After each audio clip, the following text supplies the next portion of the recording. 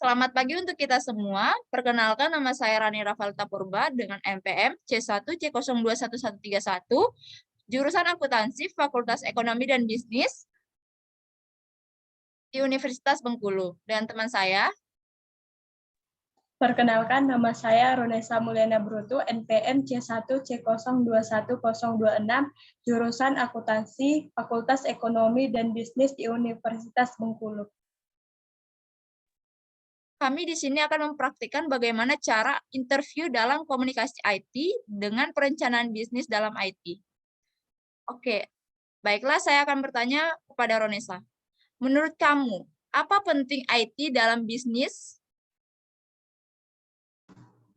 Baiklah, pada zaman sekarang adalah zaman modern. Hampir semua hal bisa dilakukan dari rumah, dari mulai membayar semua tagihan dengan menggunakan m-banking, dan IT telah banyak digunakan untuk mendukung proses bisnis yang terjadi pada perusahaan.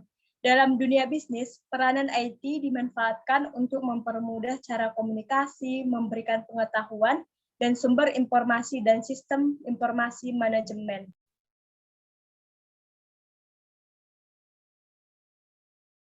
Baiklah, saya akan bertanya kepada Rani, apa dampak positif dan negatif komunikasi IT dalam perencanaan bisnis? Baiklah, di perkembangan IT dalam mengomunikasikan perencanaan bisnis memiliki dampak positif, yaitu satu, produktivitas dunia industri semakin meningkat. Kemajuan teknologi akan meningkatkan kemampuan produktivitas dunia industri, baik dari aspek teknologi, industri, maupun pada jenis aspek produksi. Yang kedua, dampak positifnya yaitu pertumbuhan ekonomi akan semakin tinggi. Yang ketiga, persaingan dalam dunia kerja sehingga menuntut pekerja untuk selalu menambah skill dan pengetahuan yang dimiliki. Yang keempat, semakin maraknya penggunaan teknologi akan semakin membuka lapangan pekerjaan dalam dunia perbisnisan. Yang kelima, dengan fasilitas pemasangan iklan di internet pada situs-situs tertentu akan mempermudah kegiatan promosi dan pemasaran suatu produk. Yang keenam, perusahaan dapat menjangkau pasar lebih luas karena pembeli yang mengakses internet tidak dibatasi tempat dan waktu. Lalu, apa dampak negatifnya? Dampak negatif di perkembangan IT dalam mengomunikasikan perencanaan bisnis, yaitu satu, terjadinya pengangguran bagi tenaga kerja yang tidak mempunyai kualifikasi sesuai dengan yang dibutuhkan. Yang kedua, sifat konsumtif sebagai akibat kompetisi yang ketat pada era globalisasi akan juga melahirkan generasi yang secara moral mengalami kemerosotan, konsumtif, boros, dan memiliki jalan pintas yang bermental instan. Yang ketiga, adanya aksi tipu-menipu dalam proses jual-beli online yang dapat merugikan beberapa pihak. Yang keempat, dengan jaringan tersedia seperti yang terdapat dalam beberapa situs yang menyediakan perjudian secara online, para penjudi tidak perlu pergi ke tempat khusus untuk memenuhi keinginannya.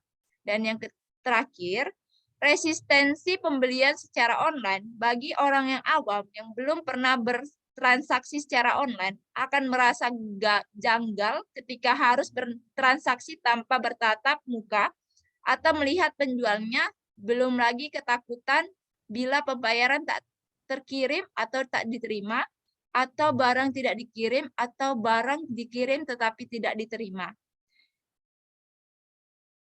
Sekian dari penjelasan saya. Baiklah, saya ingin bertanya, untuk merancang sebuah bisnis, apa saja komponen terpenting dalam merancang sebuah bisnis di tengah perkembangan IT? Baiklah, adapun komponen-komponen rencana usaha dalam dunia bisnis, terkhusus dalam perkembangan IT ini, yaitu sebagai berikut. Yang pertama, memperkenalkan identitas perusahaan dan visi misi. Pertama, komponen perencanaan bisnis adalah identitas perusahaan dan visi misi. Identitas perusahaan ini meliputi nomor akta pendirian, nama pendirian, izin, dan sebagainya. Pencantuman identitas perusahaan dilakukan agar pelanggan dan investor tahu bahwa bisnis akan dilindungi hukum. Sementara itu, visi misi yang digunakan sebagai cerminan arah dan tujuan bisnis ke depannya, terutama dalam perkembangan IT. Identitas perusahaan menjadi tolak ukur pelanggan untuk membeli produk milik perusahaan milik Anda. Yang kedua, memperkenalkan gambaran umum bisnis. Komponen yang selanjutnya ini yaitu mencantumkan adalah gambaran umum bisnis. Dengan adanya perkembangan IT, memudahkan pelanggan untuk mengetahui gambaran umum seperti meliputi bidang industri, jenis produk, orientasi, dan value bisnis dalam memahami profil bisnis yang akan dirancang. Yang ketiga, yaitu target pasar. Setiap bisnis memiliki target pasar termaksud perusahaan milik Anda.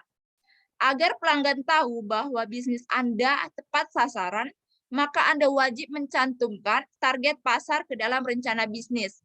Selain menunjukkan sasaran, pencantuman target pasar ke dalam perencanaan bisnis akan membantu meyakinkan investor tentang potensi market share yang bisa bisnis Anda dapatkan. Yang keempat, rincian produk. Komponen berikutnya, perencanaan bisnis adalah rincian produk.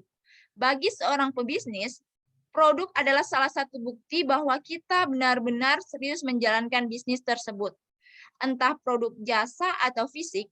Oleh sebab itu, pebisnis wajib memasukkan rincian produk yang dibuat dalam rencana bisnis miliknya, meliputi nama produk, deskripsi, komposisi, dan harga. Yang terakhir adalah rencana pemasaran. Setelah produk siap, tentu pebisnis harus memasarkan agar perusahaan mendapatkan omset. Oleh karena itu, tetapkan rencana strategi pemasaran secara matang agar ekspansi bisnis makin luas dan banyak orang mengenal produk milik bisnis Anda.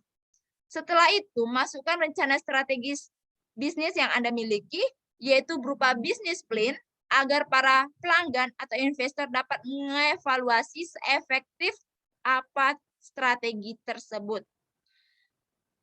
Baiklah, saya ingin bertanya kepada Ronesa. Coba sebutkan tipe-tipe perencanaan bisnis yang sedang terjadi di perkembangan IT sekarang.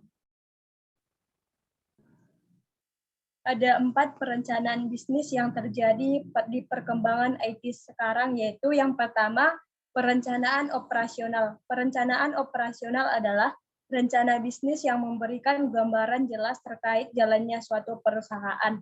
Perencanaan tipe ini dapat diganti bila hasilnya kurang efektif.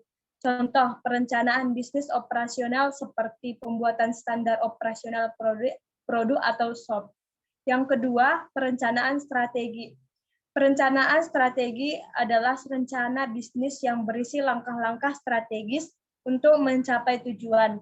Perencanaan ini penting karena menentukan keputusan jangka panjang suatu perusahaan.